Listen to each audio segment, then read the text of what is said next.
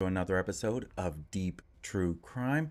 I'm Manny Rodriguez. In today's episode, we are continuing the Riley Strain story. There has been an update. 2 weeks from the day he went missing, they found his body in Cumberland River. As you know, if you've been following this channel, if you followed this story on my channel, I've been sharing that there's no doubt in my mind he has to be in that river. There was no signs of him continuing to pass the last signal. They saw cameras, they saw where his last camera, and there's another camera up there, but we didn't see him get that far.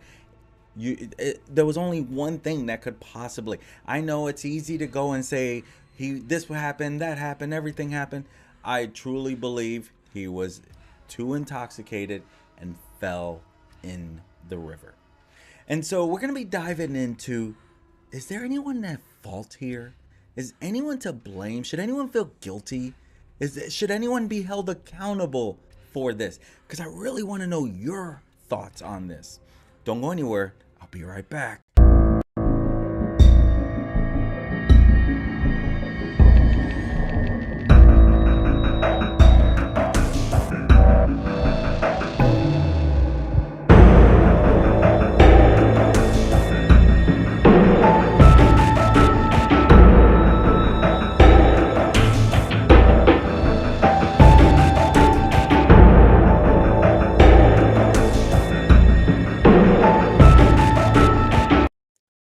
We're going to go down the rabbit hole here because there's so many things that I want to get out. We're not going to be here for any hours or anything like that because I got to get to practice anyway. But I definitely wanted to jump on here, give an update, especially if you've been following this on my channel. But I kind of want to dive a little deeper into, could this have been prevented? I'm going to tell you right out of the gate, I truly believe that it could have been prevented. But I also know that you want to be held accountable for your own decisions, right? Rest in peace, Riley Strain. An accident is my guess is what happened, and that's caused him to have been missing. Well, the body of the missing student, Riley Strain, the Mizzou student who was in Nashville with his fraternity, they went to Nashville as a group. But as you can tell, someone got separated from that group at some time during the weekend or the start of the weekend, and now he's not here. That is where I have that I'm very troubled. All right. Again, I've shared with you, I've been in a fraternity. I was in a fraternity when I was in college, and I feel like the fraternity members let this boy down. They were a tribe. They were together. They went there together. I'm guessing he drove there with somebody. All right. He was walked down the stairs of Luke's 32, down the stairs, accompanied by one of his fraternity brothers, who then went back upstairs. I don't know the conversation. Maybe what we are hearing is he told the fraternity brothers he was going to meet them back at the hotel, but they didn't call 911 to report him missing until the next morning. Could have been 1 in the morning, 2 in the morning, somewhere along those lines. Not 100% clear on that. The Metropolitan Nashville Police Department, they did confirm that he has been found, or should I say he has been recovered. The student's body has been recovered from the Cumberland River in West Nashville early this morning today. This is said to be about 8 miles from the downtown area that he was at, because they were in downtown Nashville, which means that that stream carried him down. And so police, they say that there are no signs of foul play in this, anything that related to this, but they are going to have an autopsy to see exactly what caused his death, which is expected.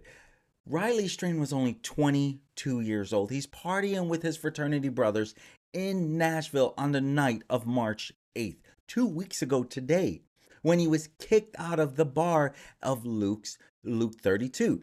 And he was seen on on body cam of a police officer after he had left this at night.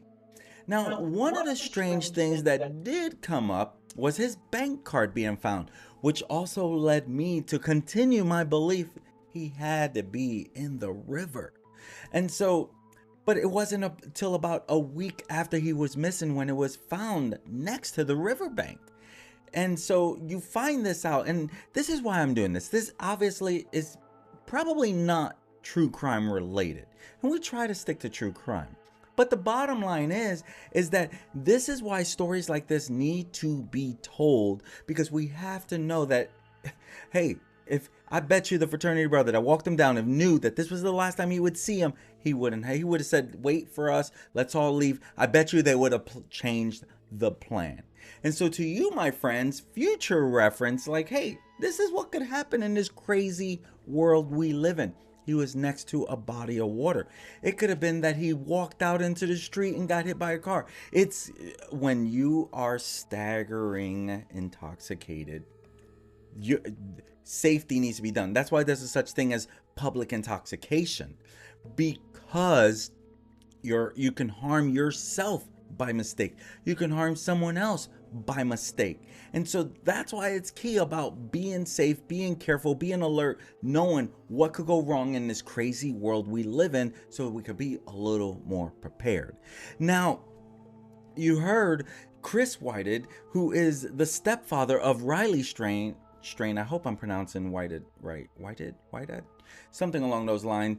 And a family friend, Chris Dingman, who has been sharing a lot with News Nation that police had shown the family new footage of what was believed to be his last known movements. And in that video, that's when he was seen jogging close to the river and away from the direction of his hotel. He did not, if he was supposed to be meeting the fraternity brothers back at the hotel, he did not head that way. And even the Nashville mayor, he says, look out for one another.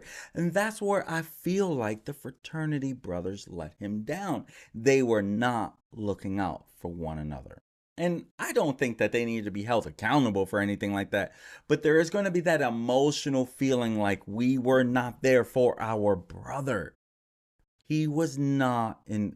It was obvious by the video that we saw, the media, that he was not in the best shape of mind to be traveling the way he was.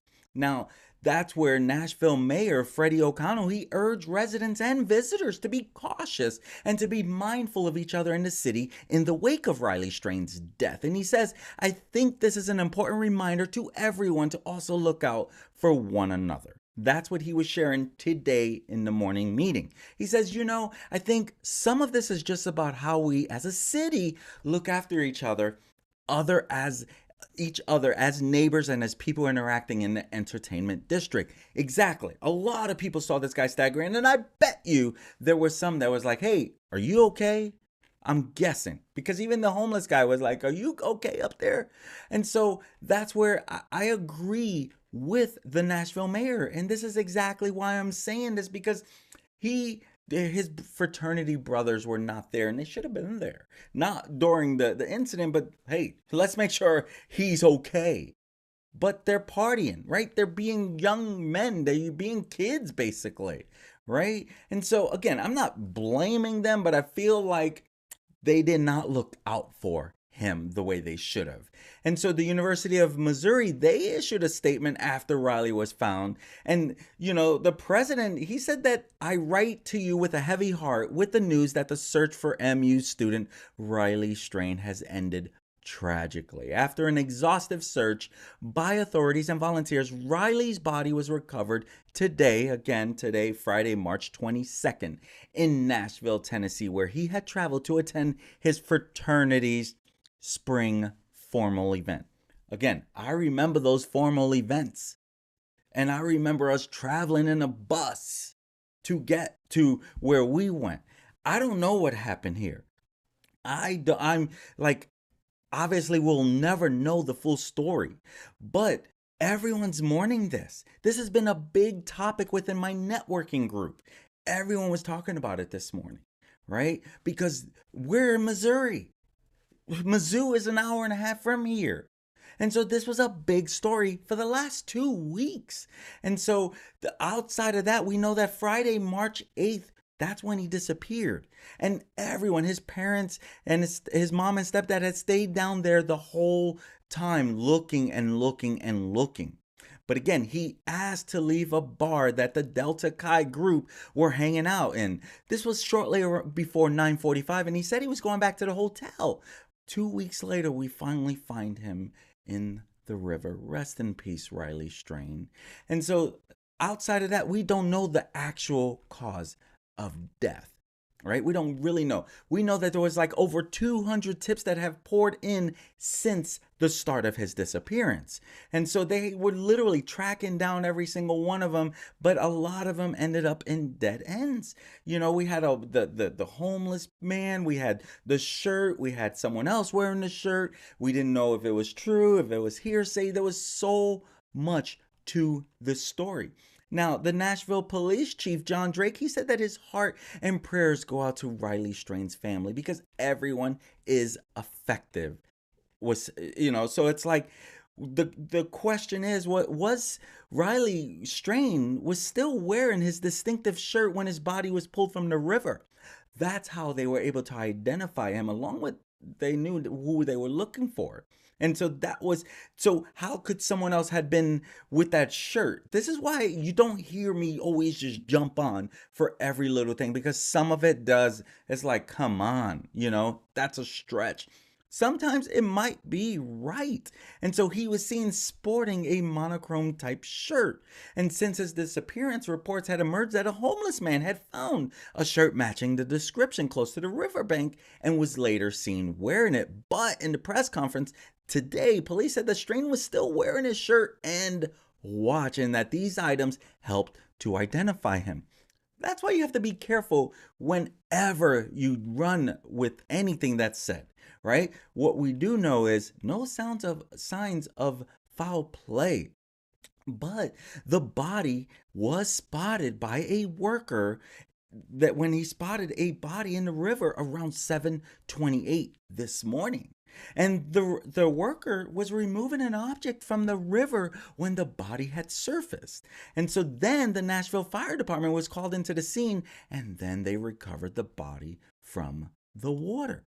And so when you look at those things, it's like, I don't, let me be very clear. A young man has lost his life. And my plea to you is, be aware of what could go wrong, because this is, crazy accidents like this happen, right? And so they had been looking for the University of Missouri student for a while, and then boom, they find him 8 miles from downtown Nashville. And so as we continue to hear, if there's any other thing, the only thing that I want to say is be careful. Be alert, be together. Remember, if you go somewhere together, stay together, know where each other's at. And if someone is pissed drunk, be extra careful that, hey, you got yourself into this mess, but I don't want to see anything bad happen to you, right? My friends, I'm Manny Rodriguez, and this has been another episode. And thank you for joining Blue and I as we went down another rabbit hole. Because though this wasn't true crime and it never really looked like there was a crime involved, this was definitely a tragic case of a missing student who a lot of us felt he had to be in that river. There's no signs of foul play. And so now we know he was in the river. I'm Manny Rodriguez, and this has been another episode of Deep True Crime. Until next time, my friends, be safe, be alert, be careful. Be aware. Peace. Have a good one.